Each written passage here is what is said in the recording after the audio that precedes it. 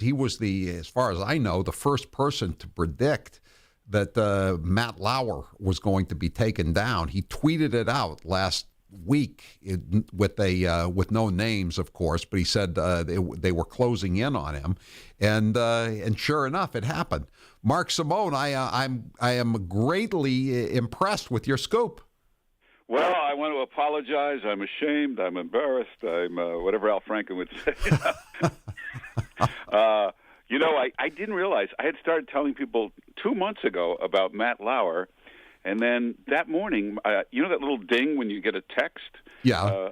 I was asleep. My phone made a little ding, and then it made 100 dings. I thought my phone is broken. I looked at it, and everybody was texting, "You were right. You were right. You were right." I didn't know what I was right about till I put on the Today Show.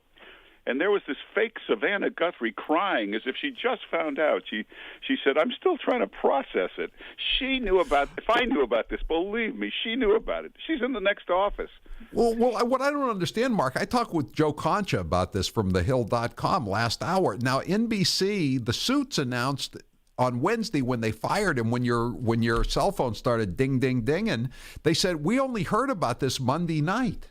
But yet you were able to predict what was going to happen last week, but they only knew about it. They only knew about it Monday night. Something doesn't make sense here, Mark. Everybody knew about it for years. Lester Holt knew about it. Savannah Guthrie knew about it. Jeff Zucker knew about it. I knew about it. I'm there once every 6 months. I knew about it.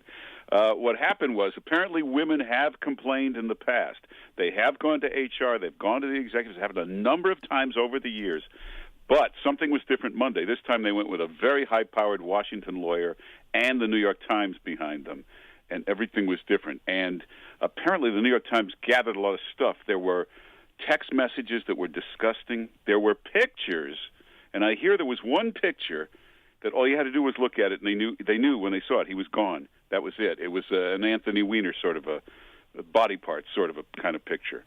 And once they saw that, this was 6 o'clock Monday night, and they were there for hours. They knew he was gone. And if Savannah Guthrie and Lester Holt did not know about this, they must give up journalism because they're the worst reporters in the world.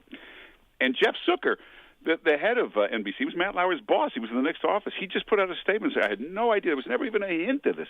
Well, then he has the worst news instincts of anybody in the world and should resign from CNN. Well, look at all these people, Mark Simone. I mean, all the suits at MSNBC. You got Zucker, who's now at CNN. I mean, he says he didn't know anything about it. Andy Lack, who was he was there when Lauer started, and then he went away, and now he's back. And then you got this guy Noah Oppenheim, who's the nominal president of NBC News, who he's the one who spiked the Ronan Farrow expose of Harvey Weinstein. I mean, don't all these guys have a pretty significant problem here? Yeah. How do you claim to be a newsman if you can't even spot news 10 feet away from you? And I could explain the Harvey Weinstein thing. When Ronan Farrow came with that piece, everybody forgets, NBC was in business with Harvey Weinstein. They were partners. All his movies are distributed by Universal, which is NBC's parent company. They do television together. He was the producer of Project Runway for NBC. That's one reason that got killed. And they knew about Matt Lauer.